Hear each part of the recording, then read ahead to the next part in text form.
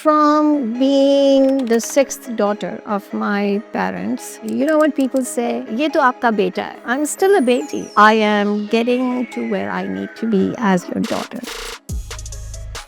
Dr. Walani didn't just follow an unconventional path. She challenged the status quo at every step of it. She was a woman, a brown woman, who chose nursing when it wasn't considered prestigious and certainly not ambitious. She earned 2 master's degrees at a time when most people were still figuring out their first job. And then, while raising 2 young boys, she went on to pursue a PhD. Today, she is the Dean of Nursing and Midwifery at Khan University and a global voice in maternal and child health. This conversation is about more than career milestones. It's about the woman behind the leadership title, the values, the challenges, the choices that shaped her journey. I was a disruptor to begin with, a bit defiant, always wanted to do things differently. To every young woman who's unsure, your difference is your strength. Don't let the norms box you in.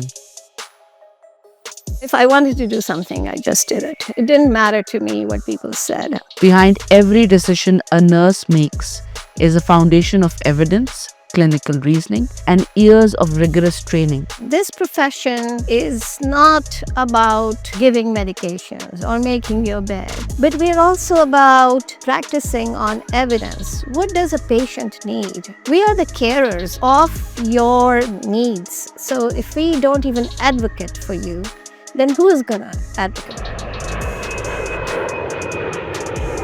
Dr. Walani's return to Pakistan came with good reasons, a chance to lead, to serve. Her decision to return to Pakistan meant living away from her husband and children, a choice that doesn't come lightly. Yes, she's thriving. She's doing the work she loves, leading with purpose, but it all comes with a price. Distance, sacrifice, and the emotional weight of missing everyday moments with the people she loves the most. But he makes a commitment to come as often as he can. They see how much I'm thriving and how much I'm loving his job.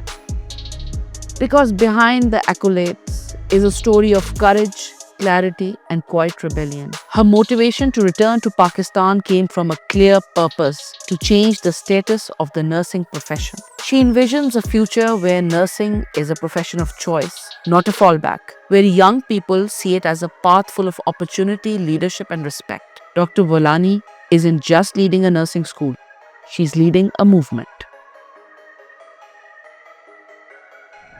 Assalamu alaikum, Dr. Walani.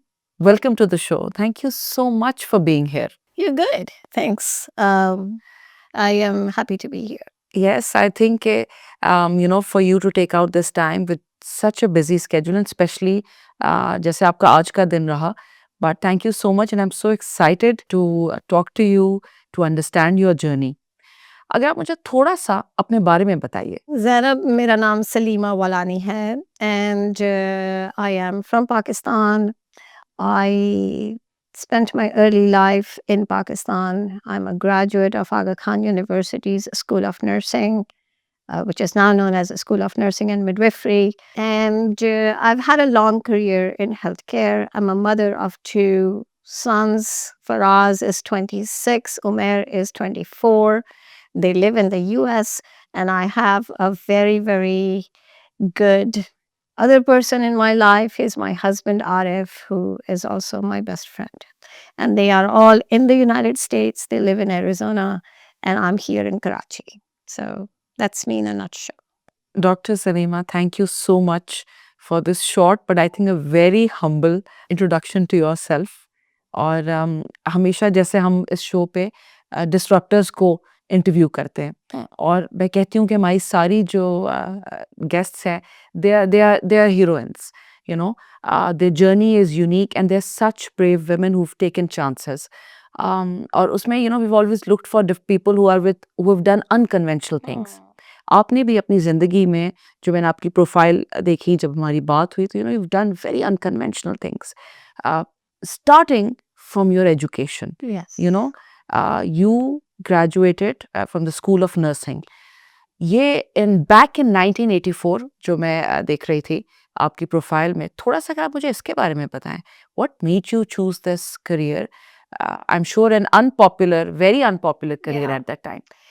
Well, first, I've been an unconventional woman from very early in my life. I was a disruptor to begin with, a bit defiant, always wanted to do things differently, always got into trouble for asking a lot of questions.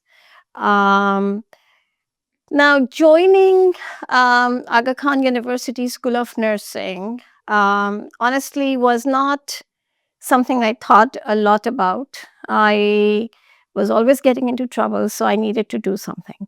And a lot of people will tell you they joined healthcare profession or nursing or medicine or any social work type of profession because they had this big aim of changing humanity or doing something big.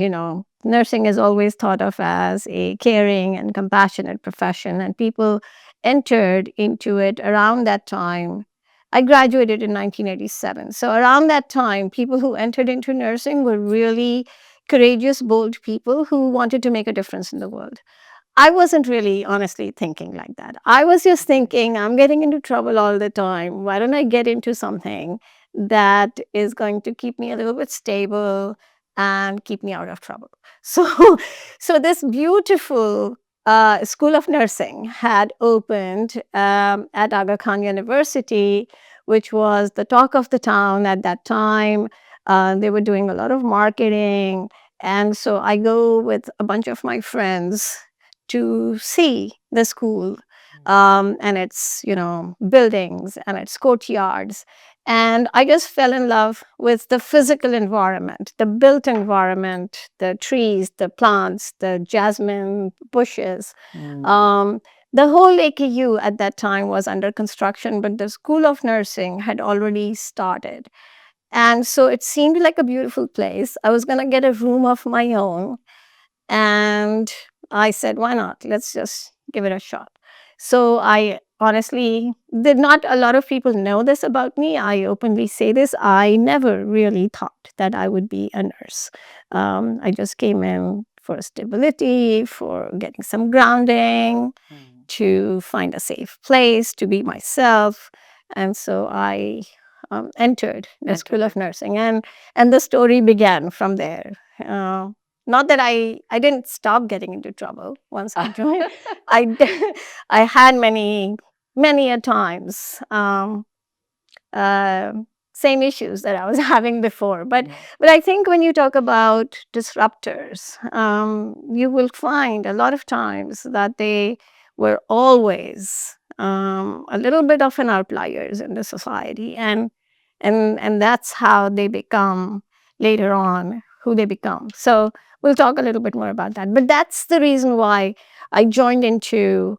I actually entered Aga Khan University. Didn't think much about a very long-term future there. So were your parents encouraging of you joining a nursing school at that time, or what, did they have any different thought?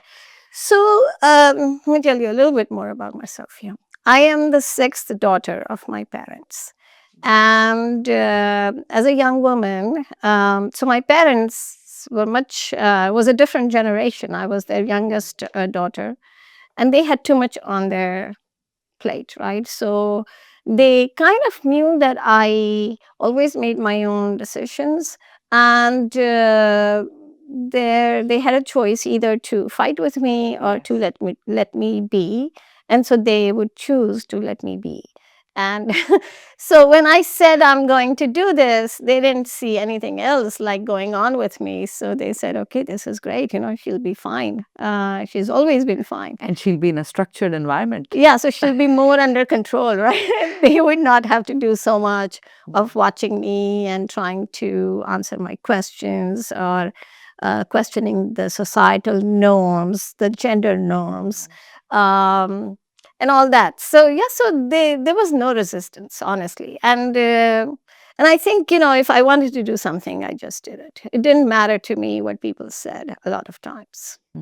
Very, very interesting, actually, that it didn't matter what other people said.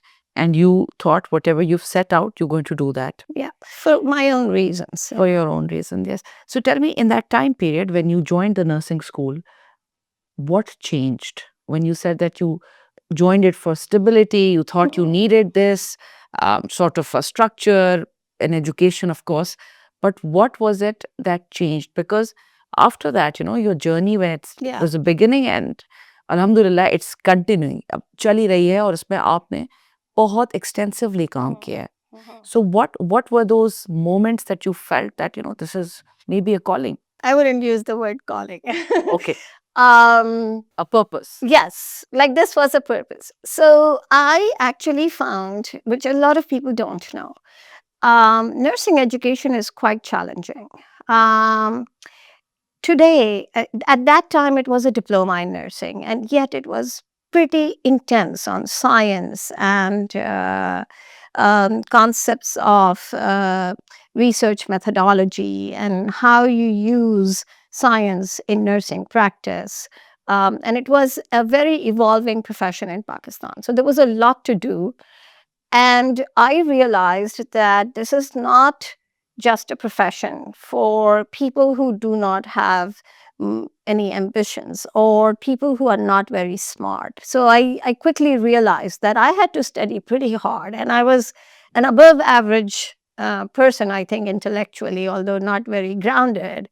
I found that even I had to study pretty hard.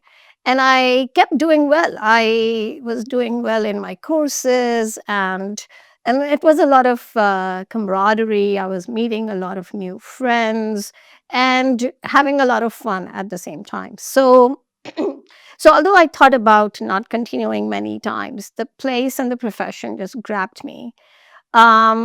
They also did something amazing. Upon my graduation, there was a huge shortage of nurses and nursing educators in Pakistan, particularly nursing educators. So Aga Khan University had the vision to take some of us and ask us to become junior instructors in nursing. So now, so here I am graduating, again, quite still a lost person. And they reconnect with me and ask me to be a junior instructor in the School of Nursing. So now again, like, I'm going to stay at this place or be part of this university. And so why not? Like, a lot of times this was a moment of opportunity and a moment of decision. And luckily for me, I chose the right path, made the right decisions. So that changed. The mainly what changed is that this wasn't just an unimportant education, that it was not a challenging education. I was looking for challenges in life, wanting to do something special, wanted to be different. And it clearly was coming to me like, these are the things that I've been looking for, and I can do really well in this profession. So I stayed. Because ये भी बात है कि हम nursing को, if even today when we talk about it, we don't take it as seriously. Yeah. It's not taken as a profession. It's not taken as seriously, and there are certain sort of taboos still attached to it. If in a hierarchy of so-called respectable, sort of professions, the top of the line is being a doctor, being an engineer, being a lawyer. Nursing is nowhere, and then you go into banking or having a corporate career. But nursing एक ऐसी चीज़ है जिसको इतनी importance नहीं दी जाती है. थोड़ा मेरा जब बाहर एक्सपोजर रहा रहने का, so for me it was such a big surprise to see how important the nursing profession is. Especially I had my first child abroad, and the game was in the hands of these young and very experienced nursing professionals. And that is when I realized how important it is. So can we talk a little bit about this? How, as now, you're heading this institution, and you've headed institutions all across the world. How is it? What is the perception in Pakistan at the moment? You're right. I mean, the profession has changed in higher income countries. For example, in North America, it is a profession that A lot of young people are inspired to join. Um, and it's a very competitive admission. It's very expensive too.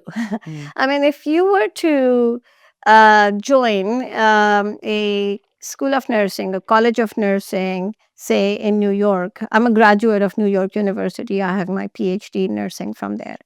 So I'm going to talk about that. You know how expensive and how involved that degree is, and people choose to perceive it, to pursue it.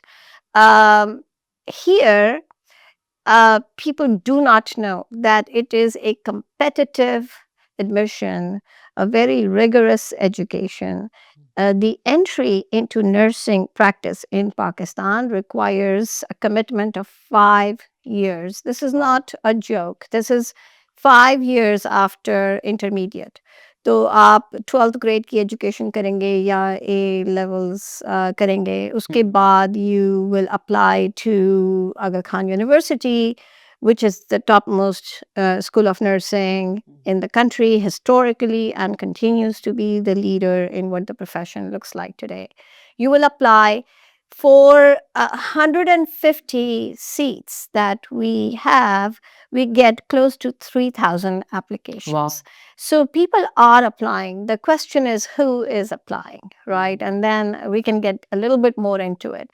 So and what are they getting after they admit into our program? So it's a 4-year bachelor's of science in nursing degree that you get. It's a baccalaureate degree.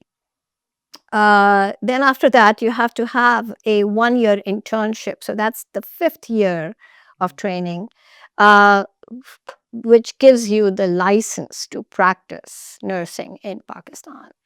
It's pretty intense. Yes. And it includes courses in science and statistics and research methodology, even at a bachelor's level, right? You learn to read scientific literatures, you learn to speak, you learn some management skills, you learn communication skills, you do learn, how to take care of patients in community settings or in primary healthcare settings or in a hospital setting. But you learn quite a bit, and it's just not known. I think people don't know. Yes. And then the opportunities are just so many. I mean, you can become a run of the mill banker, doctor, IT professional. Absolutely. But you become a nurse, you always will have an economic opportunity, not only here in Pakistan, but all over the world. So people don't know this. Yes, and they people don't know the rigor of the studies, and people don't know how competent, smart people are joining the profession right now. Yes.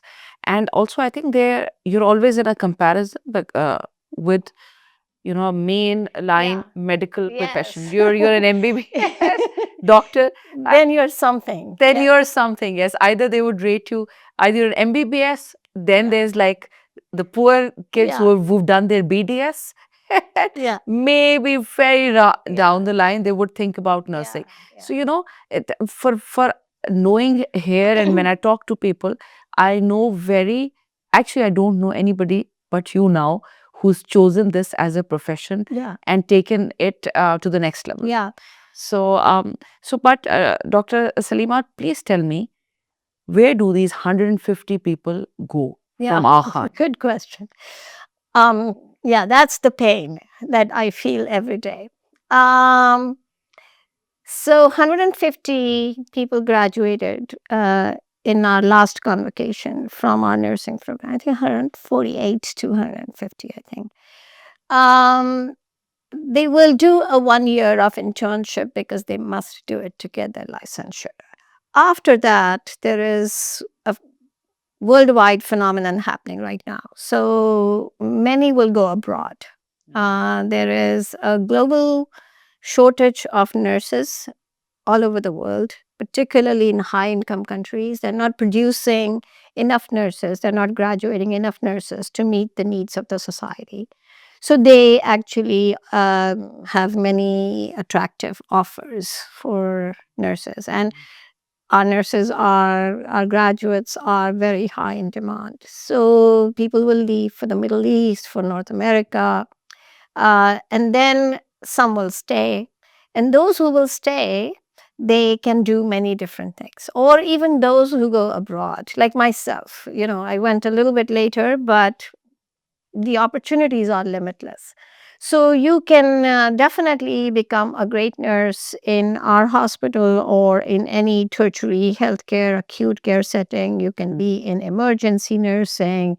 You can be in an operation theater. You can be in an ICU. But you could also be in a community setting. You could be a public health nurse. You can be a community health nurse. Those are all the options. Nurses also, a lot of times, get into leadership roles in public policy, in public health setting. You can actually, in some country, become a minister of health as a nurse. You can also work in a lot of NGOs. So many of my colleagues have worked in WHO, in UNICEF, in other population-based schools of, institutions. You can become a professor in nursing. You can become a researcher. Our graduates from Aga Khan University School of Nursing, we have graduated about 5,500 nurses so far. Okay. And we have nurses who are full professors in universities in Canada, in the US. Some are just pure nurse researchers, bringing in a lot of grants to the universities. So, like I said, possibilities are limitless, and it's a very economically rewarding profession as well. Tell me more about when you graduated and then you were hired by Aga Khan again as an assistant professor. Yeah, teacher. And then, you continued your journey ahead. So I saw that, then you eventually did your PhD. You did your master's as well. And I think some of that is in public health as well. Yes. So talk about, if you would talk about that journey as well. And then I would want to understand how it impacted your personal life as well. Yes. Well, after teaching at AKU for 2 years, I started applying for graduate studies, so master's studies abroad. I ended up going to Boston, USA. There, I got 2 master's degrees. One was an MPH from Harvard, which is a master's in public health from Harvard. And I got a master's of science in nursing from another famous university in Boston area now it's known as Simmons University. And they have a great nursing program. So I got a master's in nursing and a master's in public health, and those were 2 degrees that very nicely worked for me and started to form my career. Those years in Boston, I really found myself. It was, in the long journey of life, it was a short period. It was about 2.5 years when I landed in Boston at Logan Airport and then came back to Pakistan. There, I found that there are so many ways of thinking, so many ways of existing. There are things you can negotiate, right? So, as a leader, you don't just follow, you just don't accept anything that's given to you. Unfortunately, in my years, and maybe now young people have a lot of voice here in Pakistan, but at that time, you didn't have a lot of voice. If you were a young person, you basically follow. You're told what to do. Your parents will tell you, your teachers will tell you, society will tell you what to dress, how to act, how to talk, how not to ask too many questions, right? Yes. And it changed for me. I found that it's okay to ask questions. In fact, if you ask questions, you're bright. If you are asking questions, you're going somewhere. You should also not just accept what's given to you. So I'll give you an example. My admission at Harvard School of Public Health happened in a Master's of Science program in maternal child health. And once I got the admission, I went to this advisor and I said, and I'll tell you about her a little bit more to tell you what kind of mentors one needs in life as a woman. So Dr. Jane Gardner was my advisor. And I went to her right after I got my admission letter. And I said to her, Dr. Gardner, I already have a master's degree in science in maternal child health in nursing. I would actually like to get Harvard's master's in public health because that is the most prestigious master's degree and is understood in my country. And I want to go back with this degree. And she said, but you can't, you don't qualify. So so I said to her, why don't I qualify? And she said, because you're very young, you haven't worked so many years in healthcare, and master's in public health at Harvard is a terminal degree for people who are like, medical doctors or who are anthropologists and have worked in the field for a very long time, because it is sort of an executive degree. It's for highly achieved professionals who have gone through a lot of education and practice. And I was honestly very young to be even trying to get into this program. But hey, like I'm there already and I have the admission, so why not seek what I want? So she listened to me. And then she allowed me, for the first time, a person in authority allowed me to argue my case, which I didn't have many times in life. And so I argued with her and I counted the number of years of education I've had and the things I've done, and that I already have a master's degree. And look at my transcript, I've done really well. Could you please, Dr. Gardner, take this to the admissions committee and ask them to transfer my admission from the MS program to the MPH program, because that's what I want. And guess what? It happened. It was like a rule breaker, as if, it just happened for me. It might not have happened had it been another person or, but it happened. And they moved me from the MS program to the MPH program. I think I was the youngest student in that class, a Pakistani woman, perhaps the first nurse from Pakistan to actually enter into Harvard's MPH program. And people looked at me, people from all over the world were there, very achieved people. And they would say, well, where did she come from in this program? And I wasn't afraid. I was very, very proud of what I'd achieved. And I learned in that, like, you go for what you want and just at least give it a shot, try it, make your case, and it might go somewhere. And even today, I think that sometimes we just miss opportunities because we think that, we don't fit the criteria. This won't happen for us. And also, especially women, until unless they don't 100% fit a certain criteria, they don't even apply to that job. Yeah. So which is true. So, and men don't do that. Men would apply even regardless whether they fit it. They will try and they're okay with failing. Yes. But women aren't okay with failing. Yeah, we don't even ask for We what don't even we ask. want. Yes. Like, a lot of times we don't search enough inside what do we really want. So the idea of wanting is not so much in our culture. If you are an individual, why should you want anything? It's a very collectivist society, Pakistan ke andar, where an individual doesn't matter that much. And then you don't always like think about, what do I really want? From this transaction, from this interaction. So wanting and knowing what you want is the key to negotiation, because then you seek it. And you're right, failure or fear of failure, yes, that's prevents you from asking what you want. But also, Dr. Salimah, I think to have this clarity, what you wanted, that is so different. And then for you to go up to a very experienced person who is, in an I would say, she was an authority. In authority to ask, to talk, to fight for your case in front of an authority is actually, it takes a lot of courage. Yes. It takes, so, I want to understand what was the mindset, what happened that you just said, no, I want to pivot to this. Yeah.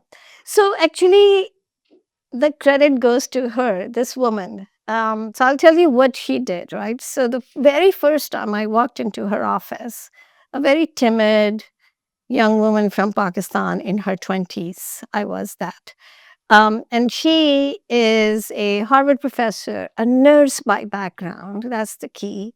A very tall woman who is the director of the master's program not in nursing, master's in maternal child health program. I walk into her office and she gets up, comes around the corner, and gives me her hand to shake.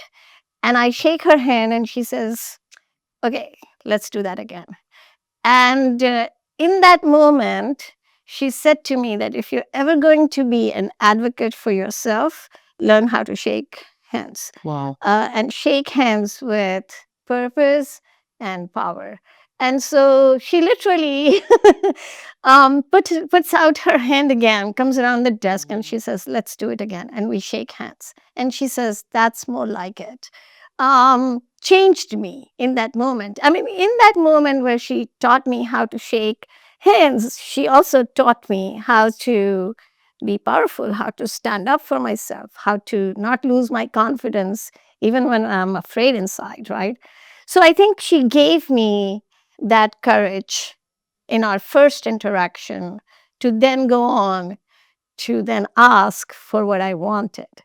And I am hoping that in my career, my returning to Pakistan had a lot to do with the same ideas. I wanted to come back and give courage to a lot of young people, role model that confidence, and show them what confidence looks like, like be out there, and every moment is a teaching moment, just like she did it for me. Yes. So we didn't have a very long association, Jane Gardner and I, but she really transformed me in that one interaction. And that's the power of leadership. That's the power of Absolutely. mentorship. I think that, having that mentor in your life can actually आपकी brain को ना वो rewire कर देता है for life. Yeah. And I remember when I started my career, I had one of my bosses at work, and I was also very timid, very shy, and there were these much older, much wiser men Yeah. who were discussing a project. And I remember sitting there quietly because I thought, of course, my input would not matter. And I just thought, let's listen to these people. And then he spoke to all of them, and then he suddenly pointed his, he looked at me and he said, "What do you have to say on Good, this?" good. Yeah. I remember giving him this very odd and shy and not, I didn't have any words at that time. I remember later when the meeting finished, he came up to me and he said that when you're sitting in a meeting and now that you're working with this team, Yes. age, gender, and experience doesn't matter. Kudos to her. And you are here because you deserve to be here. Yes. So, it rewired the way I thought. Yeah. And it matters. And it was such a short interaction. Yes. But Zainab, I have to tell you that these moments that you and I are describing could have occurred to other people, right? Other Yes. women.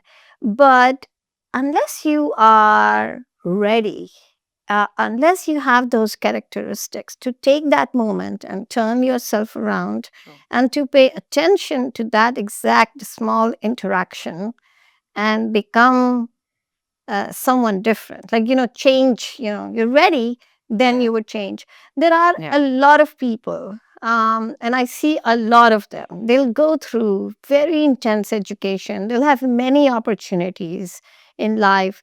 Many people will tell them the kind of things that were, we True, were before. fortunate enough to experience, but they will not take it to the next level. They'll not necessarily transform.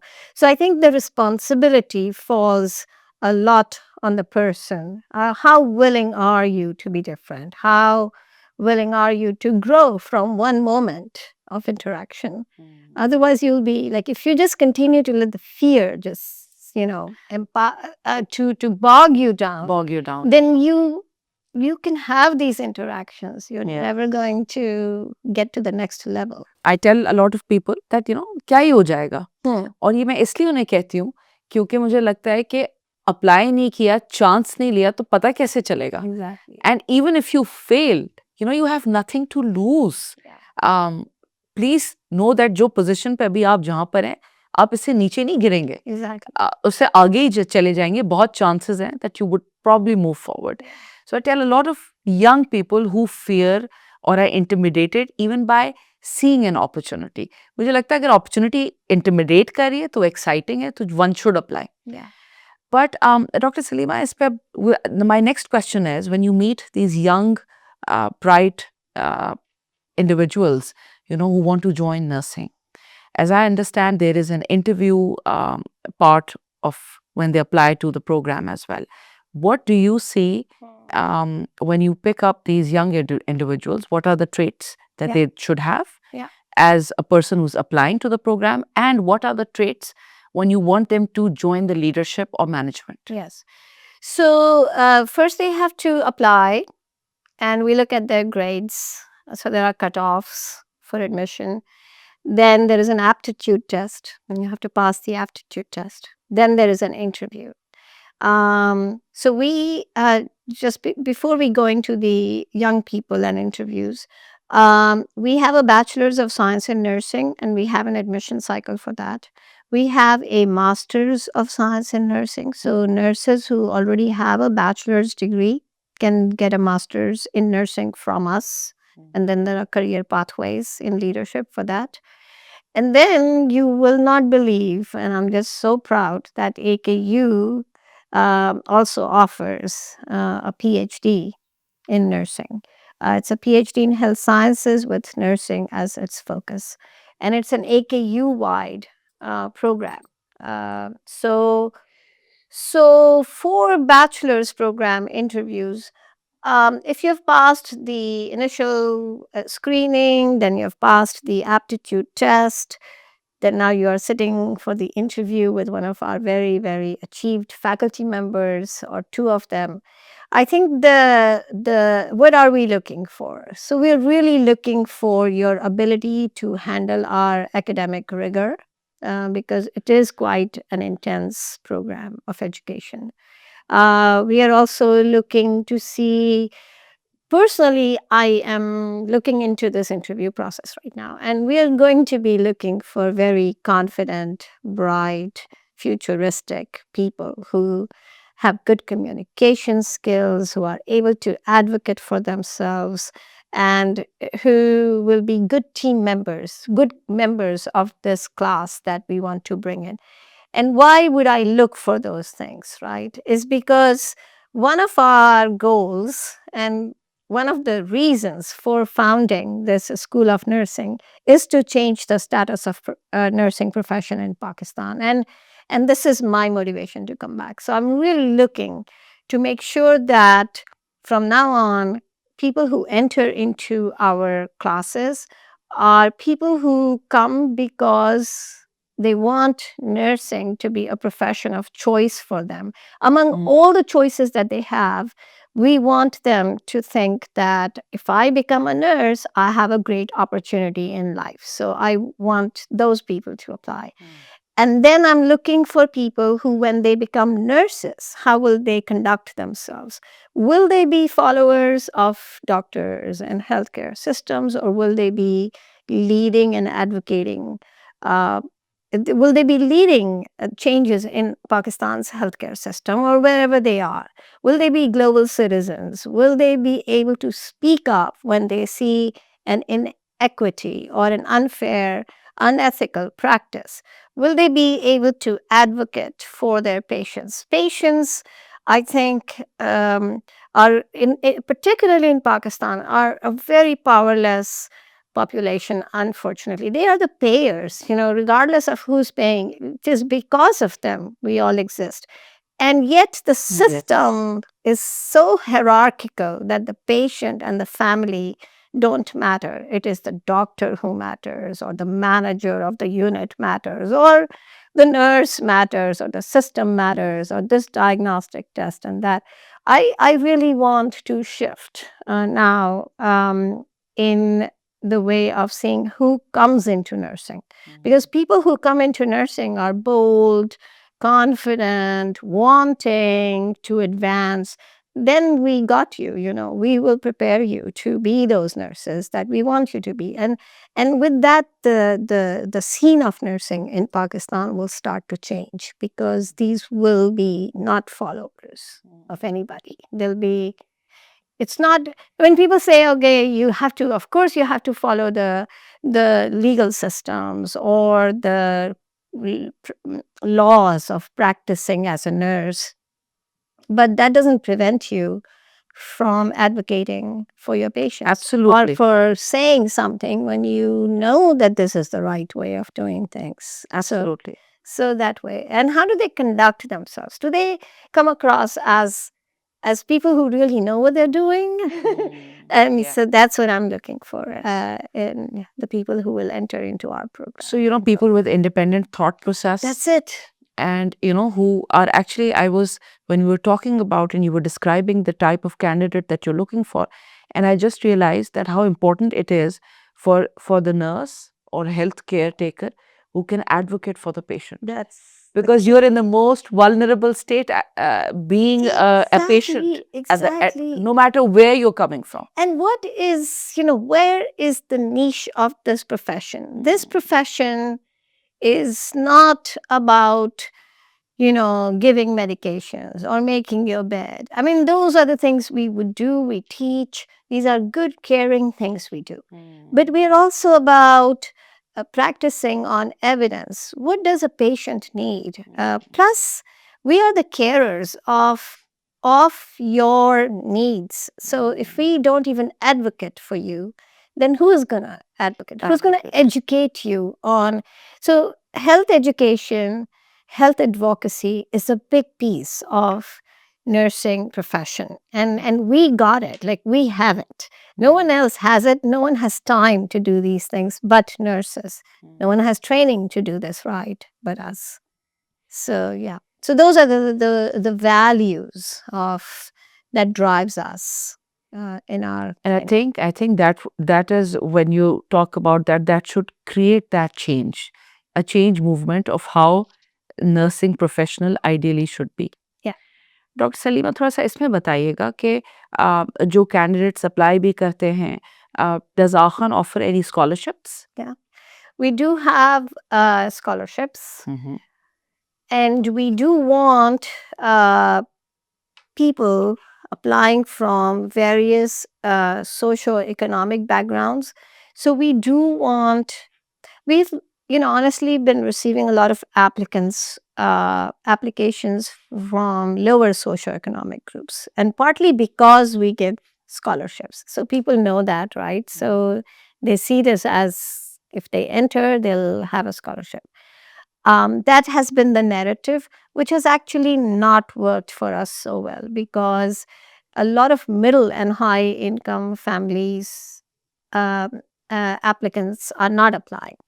It's because they're thinking, okay, this is the profession for people who are on scholarships, right? So why would I be paying for this profession? So that needs to change. We want to give scholarships, but we don't want to just carry you completely. You should bring something to the table. So we want to do a little bit of like scholarship, a little bit of financial assistance, a little bit of you pay, and change the type of people entering so that not everybody is coming with a need for financial assistance.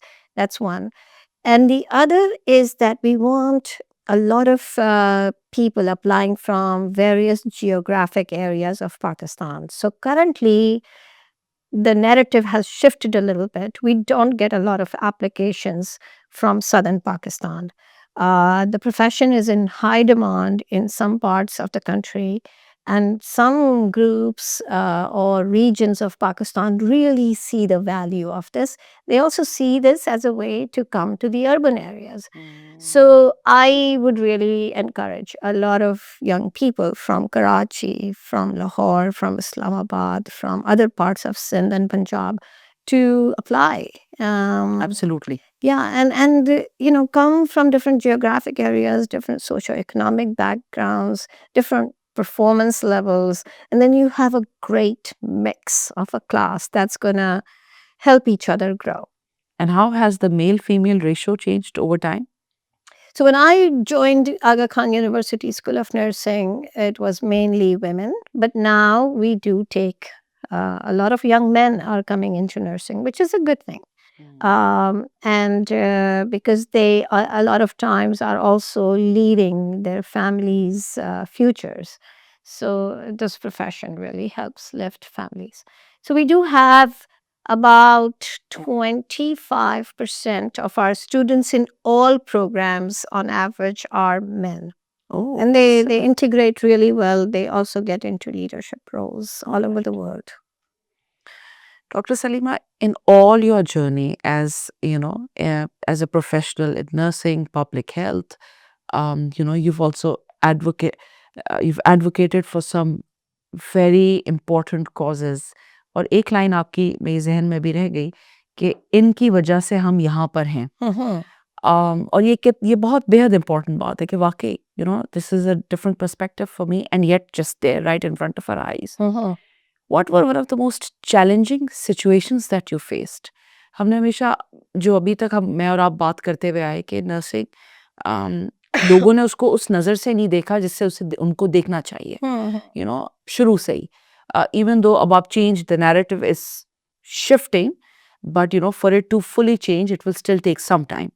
So, I'm sure you must have faced some challenges. आप बाहर गई, फिर आप आई, फिर आपने बाहर आप गई दोबारा, and then you again came back after 30 years. इस पूरे करियर पाथ में challenges रहे होंगे हर तरह के, personal and professional. I would want you to talk about some of those challenges. So challenges are many, right? From being the sixth daughter of my parents in a society, let's talk about being a woman, right? Or being a young girl. When you excel, when you sound very smart, you act very independently. You know what people say? ये तो आपका बेटा है. They'll say that to your father, right? ये तो आपके बेटे जैसी है. What does that mean? If I, as a woman, become more independent, I earn my living, I make my own decision, then I am a beta. I'm still a beti. I am your daughter. I am getting to where I need to be as your daughter. I'm not becoming a beta. This narrative, right? In the same way, when I was a student nurse, I remember there was this patient, and I took a piece of paper, writing pad, and I started to draw his digestive system for him. And I said, "Look, this is what's happening." I just started to give him a health education at the moment. And the patient said, "Wow, आप तो एक doctor जैसी हैं."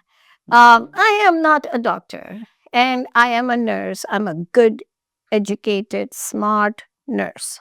Same way, I'm a young woman at that time who is not a boy and not a beta of anybody. I am a woman with characteristics that all women should have.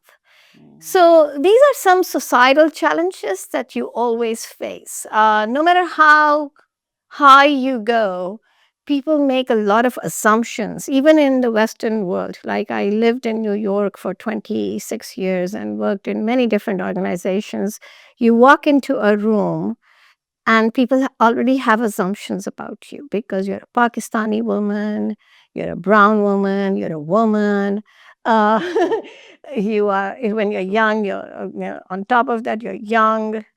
So those challenges where you have to stand up repeatedly for yourself. Sometimes, some days you get tired of advocating for yourself.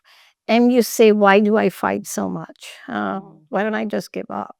But if you are who you are, then you just can't give up, Can't because give up. then Yes. you'd be dead. Like, just won't be able to go on. So those challenges happen. Happen a lot when you are out of your own country.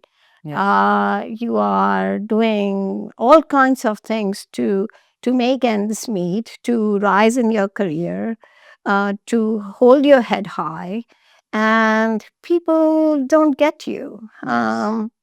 Media, the way media has projected in the Western world, in the US, the narratives about Pakistani women, the images that they put out, then they look at a woman like me and they're confused, like, you're from Pakistan? Yes. Pakistan Yes. mein bhi ye hota hai? Do people do this in Pakistan? And you like always telling your story until you get tired of telling it. So those are some of the challenges. Um, as a woman, you're raising a family. Like I said, I have 2 boys. I was pursuing a career. I pursued my PhD after I had kids. Both my children Wow. were born, and I decided to enter into the PhD program, which had been on my list of things to do for years. And so that was not easy. It took me a long time. It took a lot of late nights and trying to meet everything, um, commuting and managing life. And So, raising young children. yeah, my younger son, when I entered into my PhD program, he was only 5 years old, and my older one was 7. And we lived about uh, 50 minutes away from NYU. So I would travel on the trains and the subways to get to NYU. And I worked there too. I was managing a mobile health clinic, a van that provided healthcare services in Brooklyn, New York, to immigrant children. So I was very passionate about all this work. And then I was also a PhD student, and then I also had 2 children, and then I also had a home to manage. Um, the best part was and is that I have an amazing husband. Even my coming here, Arif and I sat down and talked about this, and we said, if not now, when? We have always talked about returning to Pakistan. And so, to young women, I have to say, choose the life partner, who is going to get you and support you in all the big things that you have in mind. Unless you don't have anything going for you, if you don't have a choice, I get it. But if you do have a choice, um, look for a partner who will be there by your side, not ahead of you, not behind you, But with but you. with you. Yeah. And that's what you need. So I'd like to ask you, when you, when you guys both of you got to know each other, what were the things that you looked for in him, and you felt that you could continue this, you could go on this journey with him? Yeah, you know, um, he actually was an unusual man because he went with an unusual woman. So, Pakistan ke andar, when I was growing up, people would say, "Oh, she's trouble." Even in the School of Nursing, when I entered, a teacher recently reminded me. One who was my teacher, who recently met me after I became the dean of School of Nursing and Midwifery, and she said, people always said, the teachers talked amongst themselves like, she's trouble, just, keep a little bit of a distance from her. So, but she said she never did, which I do know. She was very kind. But in that environment, when you're growing up as a woman, an independent-minded woman, most men are looking for women who will be what they need them to be, right? To support their careers, to be by their, like, probably walk behind them even and meet their needs and not have so much of a voice and opinion. So for Arif and I to have that desire to become partners in life, Arif too was special, right? He saw that with Salimah, life will be different. He could see it, right? He knew that it won't be an easy path, but he chose it. So I think the characteristic of a man who also is willing to make harder choices in life and Yes. choose difference. We also had a lot of initial conversations about my career, my name, what did I see a family life to be, um, and he was on board. I mean, he got me, and we still continued, and now we are married for 30 years, and I wouldn't do anything different. You know, in our culture as well, we talk about हाँ, कि शादी का function कैसे होगा, शादी के Ah, yeah, logistics कैसे होंगे, पर ये जो बहुत इम्पोर्टेंट कॉन्वर्सेशन है जो लाइफ टाइम लास्ट करेंगे, वही हम शॉर्ट टर्म चीज़ों को देखते हैं, लॉन्ग टर्म नहीं सोचते. सो इसीलिए मैंने आपसे जब ये सवाल पूछा कि आप दोनों ने कैसे सोचा कि या आपने कैसे सोचा कि आप इनके साथ you want to get married to him. So I also feel that this is one thing that we don't talk about much कि आगे क्या होना है. एक दिन वो शादी का या whatever the celebrations are वो तो ख़त्म हो जाएंगी इस टाइम पे. आगे की क्या गेम है. तो इसी तरह जैसे आप मुझे ये थोड़ा सा अगर बताएं that you had kids, you said that you have 2 sons and then you went into a PhD program. I always feel that हमें 2 चीज़ों के बारे में ख़वातीन को गाइड नहीं किया जाता या एजुकेट नहीं किया जाता. About being married, that how drastically your life will change. yes.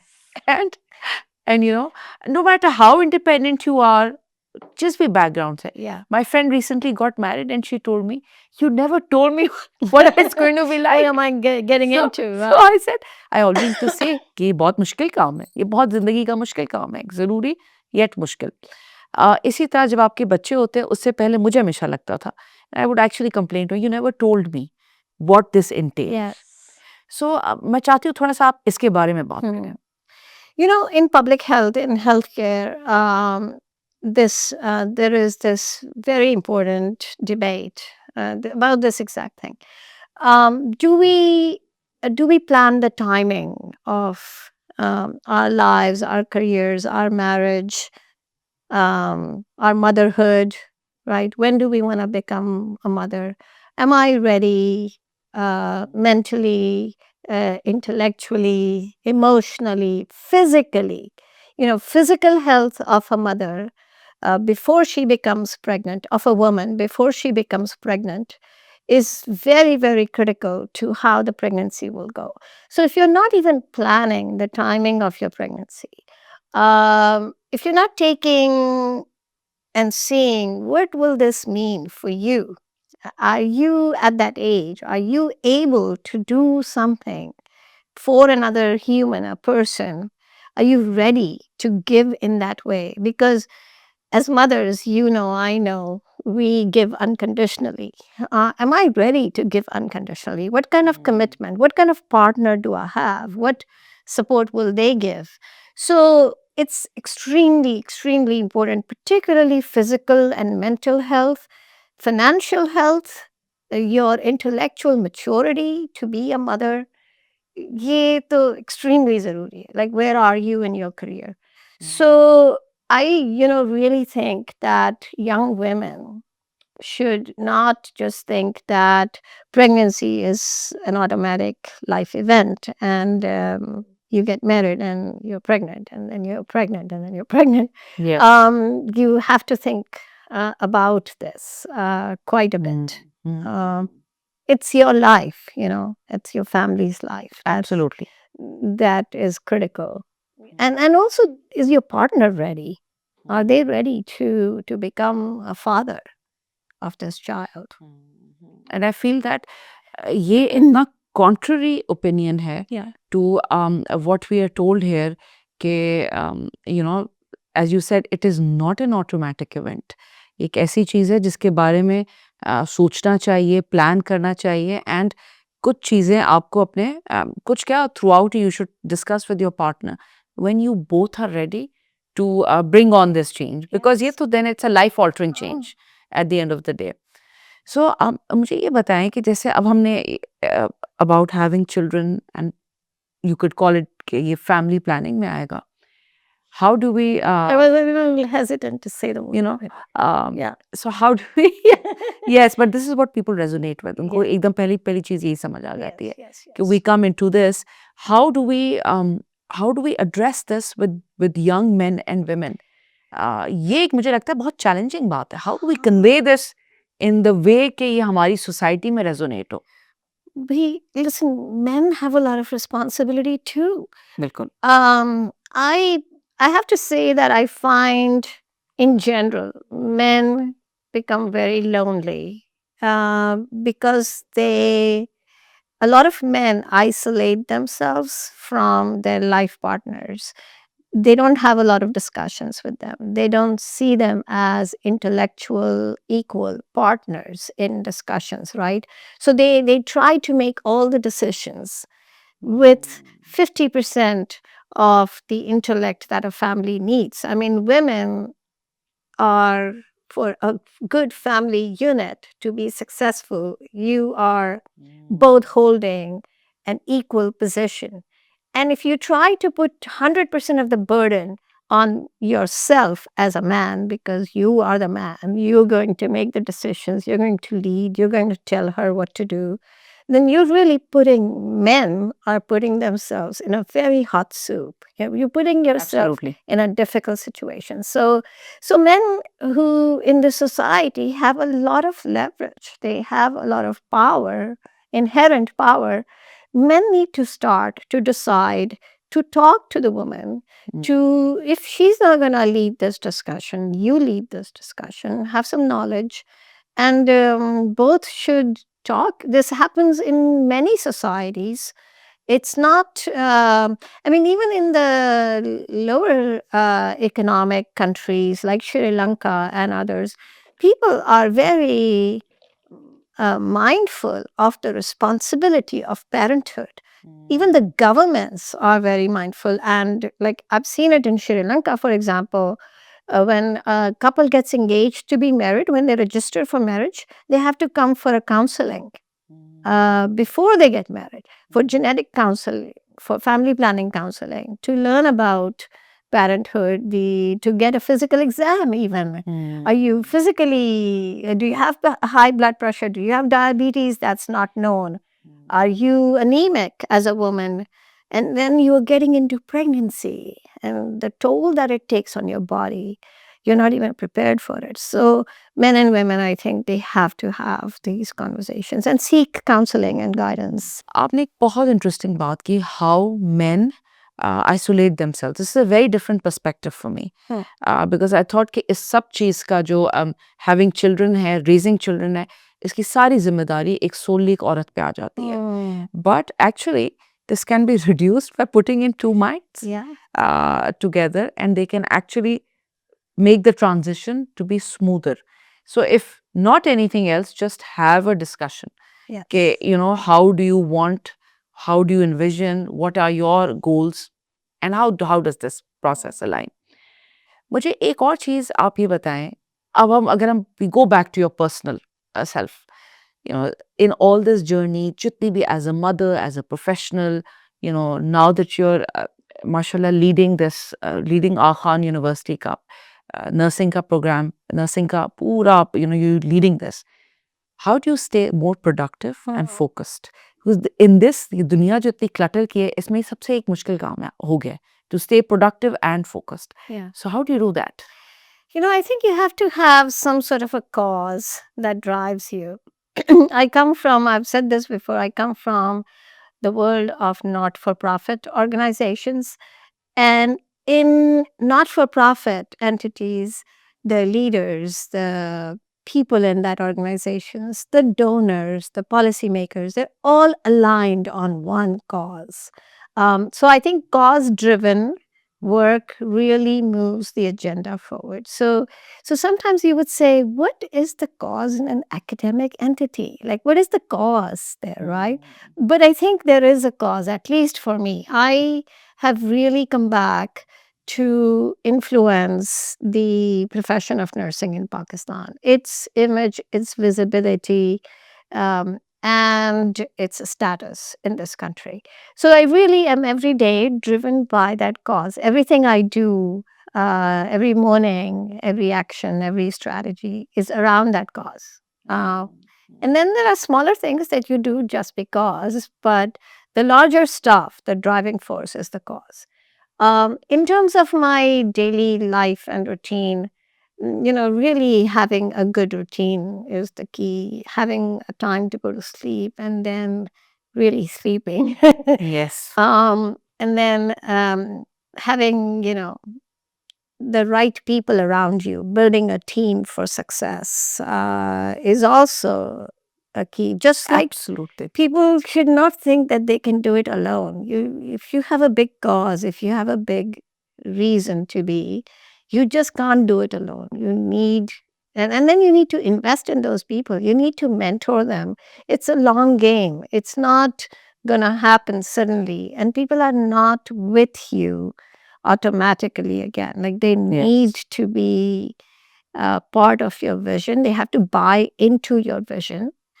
And that's why they should be part of your team. So these are some ways of, I think, doing this leadership work. I was thinking when you said people need to buy into your vision, and I kept on thinking about your husband. Yeah. He also bought into your vision. Yes. To be able to, I would say, bear this separation. Yeah. That he lives in the US and while you're living here, must be very difficult to juggle the time zones. Yes. And to stay connected. If you can tell us a little about this as well. Yeah. So Arif and I left Pakistan in 1994, and we had many times these conversations about, I don't know if a lot of people who move and leave other people behind, their causes behind, have this feeling. There is a science in migration philosophy in this, that you kind of have a little bit of a burden on your shoulder. If you ignore it, it's fine. But if you are one of those people who will keep that, so Arif and I often talked about, when are we going to go back to Pakistan? And life just goes on, right? You are young, you then have children, you have a home, you have careers, and so many years pass. And so this opportunity, this time, as if we were like waiting for this, right? And it just so happened that it seems to be the right time in our life. So we had a conversation and we said, if not now, when? And that if I didn't do this, what regrets will I have in my life? And then could he bear the brunt of that regret? What kind of woman will I be for the next 30 years of our lives together if I didn't do this now? So he was very, very, very supportive, and very, not only supportive, but excited for us to do this. And my move here is not just mine. He shares it, right? So we are doing this together. He's choosing to stay there because our home is there, our children are there, and he has his businesses there. So he just can't move. He has his own objectives and his own legacy that he wants to develop for our family. So he must be there. And then I needed to do this because if I didn't do this, I would not be a happy person. So we agreed, we educated both of our boys, we sat them down, we said, we're going to do this. And how did they take it? So आप क्यों जाएंगी और अगर आपको ये job ना अच्छी लगे तो then you can just come back like any other job in the US, right? And if you apply, that doesn't mean you have to take it. See what comes. And then politics of Pakistan and the economy and all of that. So many other factors. Yeah, the city life, the urban Karachi life. We've made a good life in Arizona now, which is very cozy and comfortable. And I worked from home and I traveled around the world for my jobs. And then I would come home and I would work from home. So a lot of it was like my schedule was mine, my travel plans were mine. And there weren't many bosses to boss me around. So he just said, Ami, you are in such a good place already in your career. Why do this? And then my younger one said, I'll really miss you because we have so many conversations. And then my husband and I told them that, well, you can say all these things about politics of Pakistan and all these issues, but these are not the reasons for her not to go. They are good reasons, but they're not the reasons that will stop. So then they got it too. And my husband is in Arizona. The time difference is 12 hours. The travel time is 30 hours away. But he makes a commitment to come as often as he can.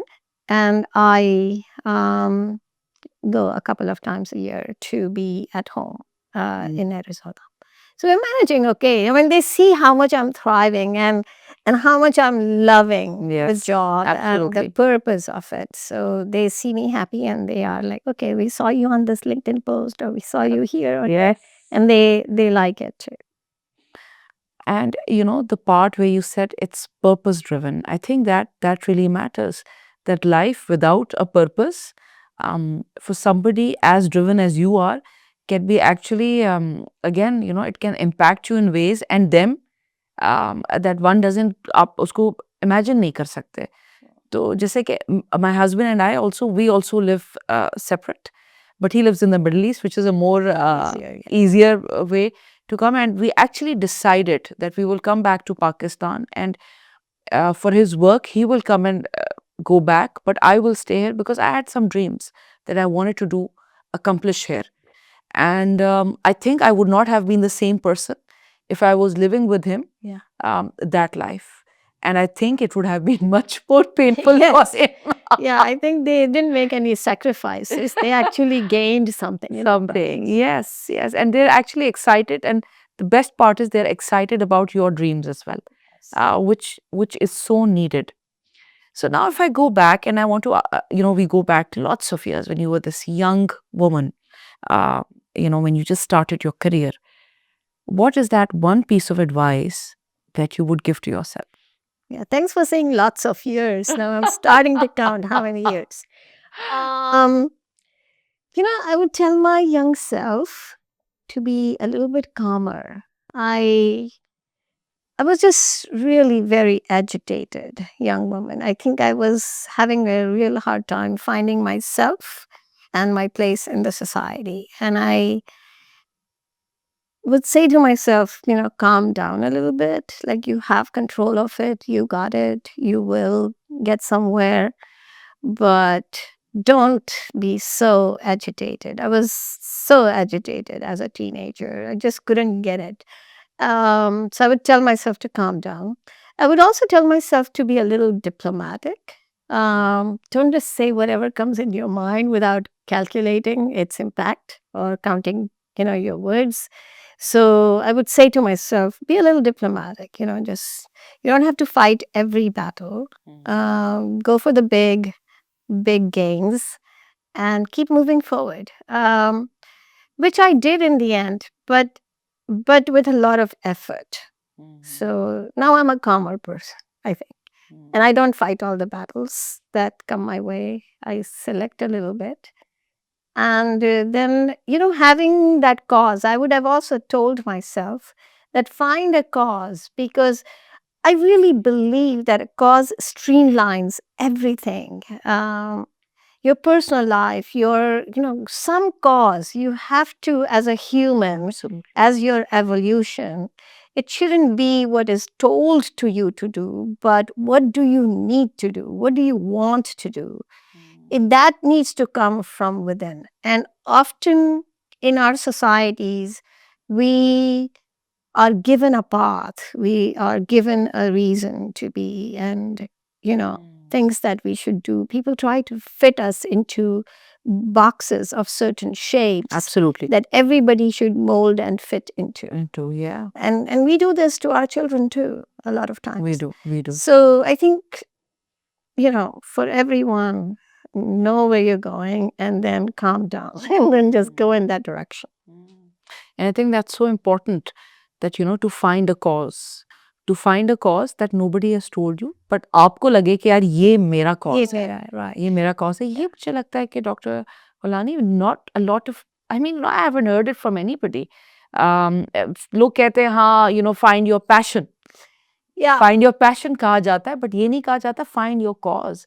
Because passion तो temporary होता है बहुत दफा, but cause ऐसी चीज होती है जो आपको low में भी आपके साथ रहती है, आपकी height पे भी आपके साथ. Yeah, and passion is a factor of cause. Absolutely, So absolutely. if you have a cause, then you have a passion.